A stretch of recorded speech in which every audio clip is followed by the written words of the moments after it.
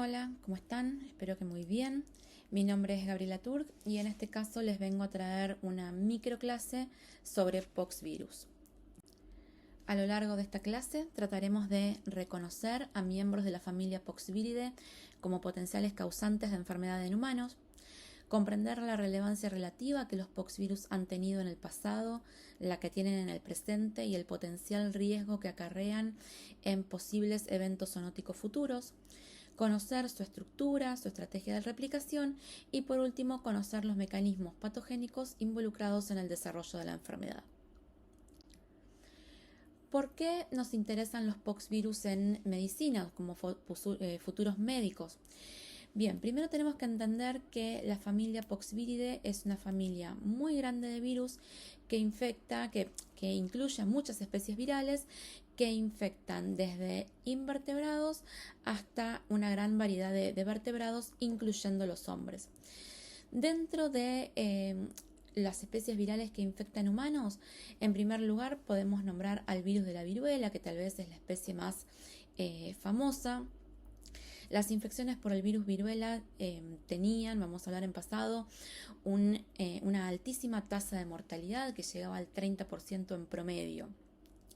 Este virus era un virus extremadamente letal y se considera que las infecciones por virus viruela han matado a más personas a lo largo de los años que la suma de todas las muertes por todas las otras enfermedades de base infecciosas combinadas, para que ustedes tengan una idea de la magnitud que tuvo las infecciones por viruela en la humanidad.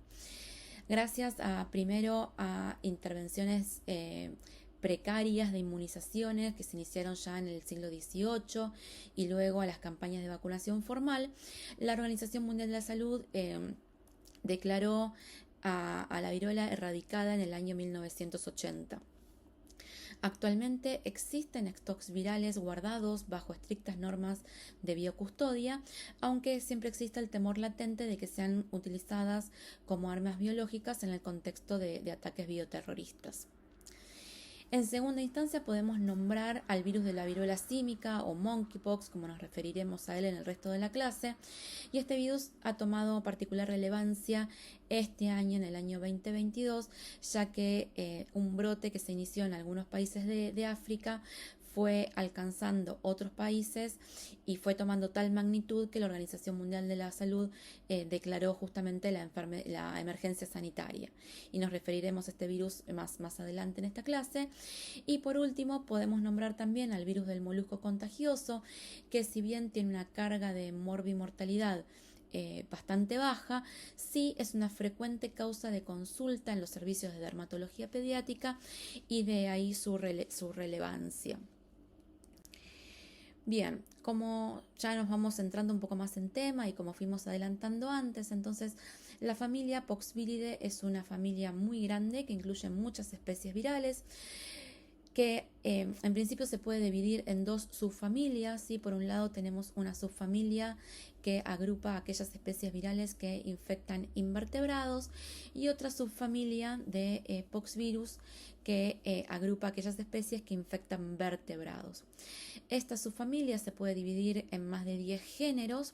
No vamos a entrar acá en muchos detalles, pero sí vamos a nombrar al género Orthopoxvirus, sí, que es el género que incluye al virus de la viruela humana, al virus de la viruela símica y al virus Vaccinia, que es un virus de origen desconocido, pero fue con el cual se formuló la vacuna que permitió la erradicación de la viruela. Y por otro lado tenemos el otro virus que nombramos de importancia en medicina humana, que era el virus del molusco contagioso, que agrupa en un género distinto. En esta diapositiva vemos algunos ejemplos de enfermedad causada por el virus de la viruela en humanos, el virus de la viruela en ratones y el virus de la viruela de camellos.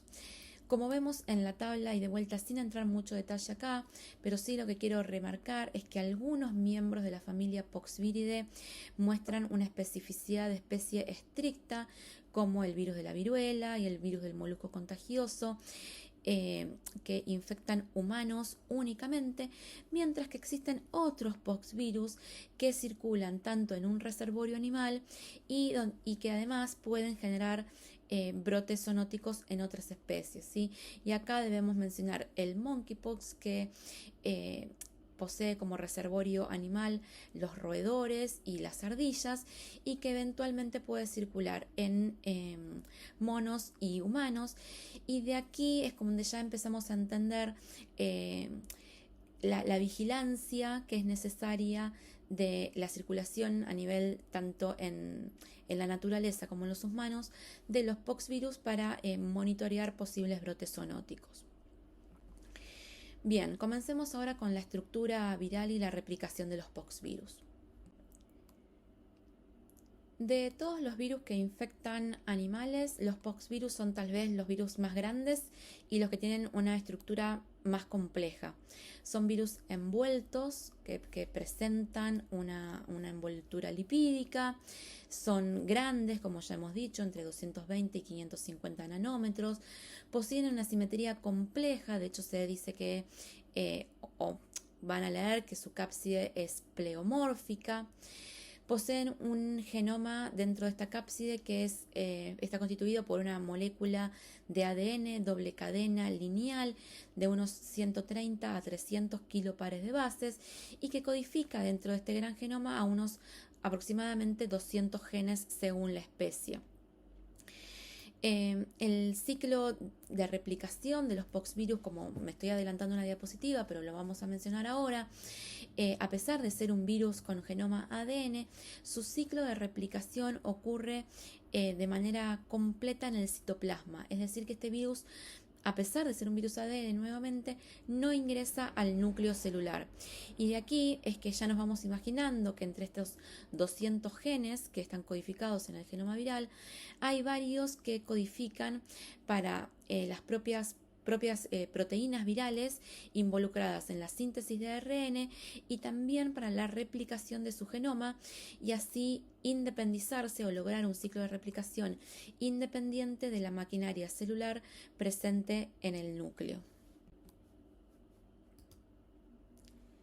En cuanto al ciclo de replicación, podemos decir que también involucra una sucesión de pasos complejos que se esquematizan en esta figura que corresponde al ciclo de replicación del virus Vaccinia, pero que en líneas generales se puede extender a todos los poxvirus. De manera muy resumida, podemos decir que una vez que el virus se absorbe a la célula blanco, se produce la fusión de membranas entre la membrana viral y la membrana de la célula y el ingreso de la cápside al citoplasma.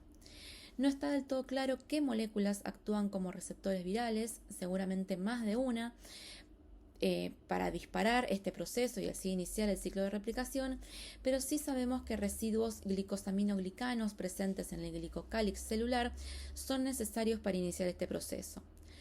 Una vez en el citoplasma celular, los eventos que siguen se pueden dividir en eventos tempranos, eventos intermedios y eventos tardíos.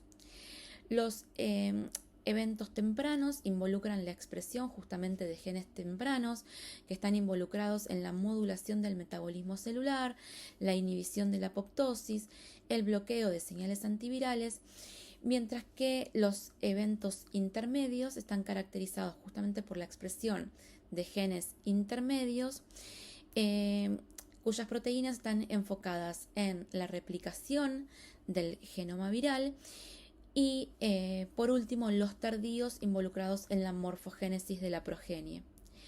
La progenie viral, una vez que se van ensamblando los componentes, adquiere la envoltura en compartimentos celulares internos y la progenie sale de la célula infectada por lisis o a través de la vía secretoria. Como vemos y como ya hemos mencionado en la diapositiva anterior, los poxvirus, a pesar de ser virus ADN, completan su ciclo de replicación de manera completa en el citoplasma, logrando independencia de la maquinaria celular intranuclear. Bien, ¿qué podemos decir acerca de la patogénesis de estos virus? Vamos a hablar en primer lugar muy brevemente acerca del virus viruela. Este virus se considera que emergió en la población humana hace unos 3.000 a 4.000 años atrás, y la hipótesis que más se acepta hoy en día es que su origen radica en un evento zoonótico de algún hospedador animal y su posterior adaptación al humano.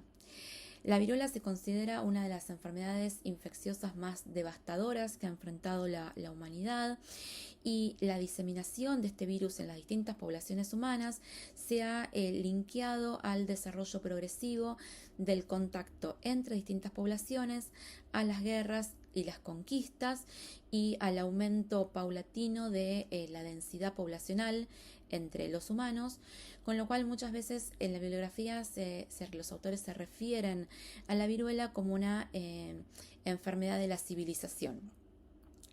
La infección por el virus viruela es una infección diseminada que se transmite por vía aérea, contacto directo o por fomites. Una vez que el virus ingresa por la orofaringe o la nasofaringe, migra a los nódulos linfáticos y comienza su replicación, lo que desemboca en una viremia primaria. Esto facilita la diseminación viral a otros tejidos como la médula ósea, el vaso, el hígado y otros tejidos linfoides. Entre los 8 y los 12 días postinfección ocurre una viremia secundaria que coincide con el desarrollo del fiebre y el rash característico que transiciona de máculas, pápulas, pústulas y crostas sucesivamente. Este rash es el resultado de la replicación viral en la dermis, la cual es alcanzada por el virus a través de la circulación capilar. Se han descrito dos entidades clínicas de viruela, una la viruela menor, caracterizada por este rash que acabamos de nombrar, con una tasa de mortalidad que rondaba más o menos el 1%, y otro cuadro denominado viruela mayor o viruela hemorrágica que poseía una tasa de mortalidad cercana al 90%. Por eso es que en promedio hablamos de que la mortalidad asociada a la infección por el virus viruela ronda el 30%, lo cual vemos que es bastante alta. Como ya mencionamos, el virus de la viruela fue declarado erradicado en el año 1980 por la Organización Mundial de la Salud, pero ya desde el año 1970 existen reportes de casos de una entidad clínica muy parecida a la viruela, pero causada por un virus distinto, descrito por primera vez en el año 1958, y esta entidad se la denomina la viruela símica o monkeypox. Estos casos estaban circunscriptos a cierta región de África Occidental, ¿sí? En algunos países como Nigeria, Camerún, Gabón, Costa de Marfil, Sierra Leona, y asociados a contactos con animales infectados y en menor medida a la transmisión interhumana. La viruela símica se caracteriza por la presencia de dolor de cabeza, fiebre, agotamiento, escalofríos, dolores musculares, también el rash y lesiones similares a la viruela humana, y linfadenopatías cervicales o inguinales muy marcadas, lo que la diferencia de la viruela humana. Las lesiones también transitan de máculas a pústulas, como ya hemos descrito, y se presentan predominantemente en la cara, las palmas, las plantas de los pies y en los genitales. De manera similar a lo que ya hemos visto para la viruela humana, el ingreso de monkeypox puede ocurrir o ocurre de hecho por la vía respiratoria. La replicación viral ocurre en el tejido linfoide asociado a la garganta y el cuello, lo que desemboca en una viremia primaria. Así, vía hemática, el virus llega a otros tejidos, entre ellos el hígado, el vaso y también la médula, donde se produce otra ola de replicación y de allí la viremia secundaria. De aquí el virus llega a la dermis a través de la circulación capilar y se desencadena así el desarrollo de las típicas lesiones visibles de la enfermedad. También tenemos que destacar que monkeypox puede entrar directamente a través de lesiones en la piel. Si el virus ingresa por esta vía, se postula que las células de la dermis, fibroblastos, monocitos, macrófagos, células de Langerhans y otras células dendríticas residentes serían el primer blanco de replicación, y de allí se produciría la viremia primaria y luego vía hemática seguiría la infección su curso habitual, llegando nuevamente a la producción de las típicas lesiones visibles. Como veremos en la próxima diapositiva, tenemos que considerar una tercera posibilidad, que es la transmisión sexual. El brote 2022 de casos de monkeypox está fuertemente asociado al contacto estrecho en el contexto de relaciones sexuales, con lo cual se ha postulado que el virus podría transmitirse también por esta vía. De hecho, existen reportes donde se ha aislado el virus en semen, en muestras de semen de hombres infectados, pero hasta el momento no se puede hablar todavía de la vía de la transmisión sexual como una vía relevante de transmisión interhumana. Retomando algo que dijimos al principio, recordamos que los poxvirus son virus muy complejos que codifican en su genoma más de 200 proteínas, entre ellas varias proteínas involucradas en mecanismos de evasión a la respuesta inmune que facilitan, entre comillas, la diseminación de la infección. Entre ellas podemos nombrar, y muy brevemente, y nuevamente solo para ejemplificar algunos casos, algunas proteínas que intervienen inhibiendo la cascada de señalización de los interferones de tipo 1, proteínas que inhiben la apoptosis de las células infectadas, proteínas que inhiben la activación de factores de transcripción involucrados en la respuesta antiviral, proteínas que inhiben la acción de citoquinas y quimoquinas, y así podríamos mencionar numerosos ejemplos.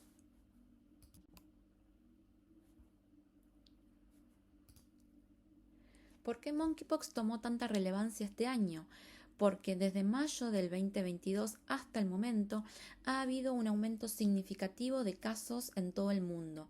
La transmisión humana se volvió mucho más frecuente y el virus llegó a zonas previamente no endémicas. De hecho, hasta el momento hay más de 70.000 casos confirmados alrededor del planeta en 107 países distintos y se han reportado 26 muertos. Inclusive en Argentina, hasta el momento, hasta la semana epidemiológica 38, se han confirmado 396 casos y por suerte hasta el momento ningún fallecido.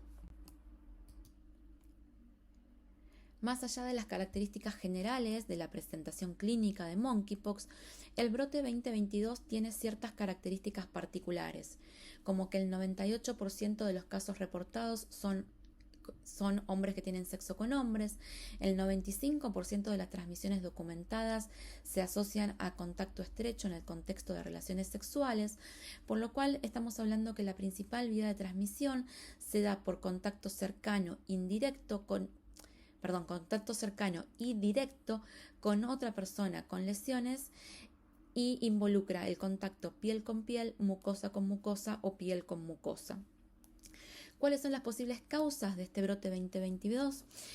En primer lugar, se postula que la disminución de la inmunidad global antiviruela, que da cierto grado de protección cruzada, podría llegar a ser un caso, ya que a principios de la década de los 80 se dejó de vacunar contra viruela y la gran mayoría de la población joven es naive para esta infección. También tenemos que mencionar, como todos los brotes y las pandemias, la relevancia de los viajes, las migraciones, la globalización, el mayor contacto entre personas y reservorios animales, el mayor contacto entre distintas poblaciones de humanos. Y también hay un tercer factor que tiene que ver con el virus. Hasta ahora hablamos de factores que tienen que ver con el hospedador humano, pero hasta ahora no se puede descartar que el virus involucrado en este brote tenga una mayor capacidad de transmisión interhumana o haya ganado capacidad de aprovechar nuevas vías de transmisión, aunque estos factores todavía están bajo investigación. Bien, ahora dejemos de lado el virus de la viruela humana y el virus de la viruela símica y pasemos al virus del molusco contagioso. Al contrario de lo que veníamos viendo hasta recién, el virus del molusco contagioso causa una infección de tipo localizada en la piel. Las lesiones producidas por este virus son típicamente pequeñas, discretas, son lesiones cerosas, color piel, que tienen una forma de pápula umbilicada, una pequeña umbilicación en el centro. En la inspección con un dermatoscopio se observan estructuras lobulares de color blanquecino amarillento y estas lesiones presentan un aspecto vascularizado. La transmisión de molusco contagioso se da por contacto directo y se asume que el virus se inocula en un individuo sano a través de una microlesión en la piel. Una vez que el virus ingresa, infecta a las células del epitelio estratificado, aumenta la tasa de mitosis celular y altera la diferenciación normal de la dermis sin causar transformación celular. Por eso, cuando hablamos de molusco contagioso, de las lesiones que este virus produce, hablamos de lesiones de tipo proliferativas benignas. Las lesiones por el virus de molusco contagioso se caracterizan por un bajo o nulo nivel de inflamación. De hecho, decíamos en la diapositiva anterior que mantienen el color piel y no se ponen rojizas. Esto es porque el virus codifica, como también mencionábamos para monkeypox, y lo que se puede extender para todos los poxvirus, para múltiples proteínas con actividad de evasión a la respuesta inmune y así le permite persistir a este virus de manera subaguda. ¿Sí? Acá vemos un ejemplo de lesión activa con muy bajo nivel de inflamación. Cuando por mecanismos que se desconocen el virus se vuelve visible a la respuesta inmune, se genera rápidamente una respuesta que involucra a múltiples efectores de la respuesta inmune, obviamente, tanto de la respuesta innata como la respuesta adaptativa y en especial la respuesta celular. Y esto permite o culmina justamente en la resolución de la lesión. Bien, hasta aquí entonces abordamos muy brevemente a los poxvirus, su importancia en salud humana. Hablamos del virus de la viruela humana que ya se encuentra erradicado. Hablamos de monkeypox, que hoy es un virus que está muy en boga y del que estamos hablando mucho. Ambos de ellos causantes de una infección diseminada. Y también hablamos de otro virus que es molusco contagioso, ¿sí? Con una baja carga de mortalidad, pero de relevancia en pediatría y causante de una infección localizada. También muy brevemente tratamos de introducir y que ustedes puedan entender por qué es importante la vigilancia epidemiológica. Ya lo hemos visto para otros virus. Hablamos mucho de esto en virus respiratorios, pero nuevamente acá los poxvirus nuevamente nos traen este tema y nos hacen recordar justamente la importancia de la vigilancia epidemiológica para prevenir y contener brotes y pandemias. Y un tercer punto que no abordamos, pero que tal vez ustedes vayan a ver más adelante en su carrera, es el potencial uso de poxvirus como herramienta terapéutica, especialmente en el área de la oncología. Y es algo que tal vez ustedes más adelante vayan a ver, porque se utilizan a los poxvirus como vectores en tratamientos oncolíticos. Y no queríamos dejar de mencionar esto. Bien, por último déjenme mencionarles que en el libro recomendado por la cátedra hay un capítulo de poxvirus y pueden complementar esta temática con los trabajos que yo dejé citados en cada una de las diapositivas. Y en cuanto a monkeypox, aquí les dejo una de las revisiones más recientes incompletas y por supuesto en la primera diapositiva tienen mi mail. Quedo a disposición si es que quieren hacer alguna consulta o si quieren puedo facilitarles alguno de los trabajos mencionados. Bien, hasta luego.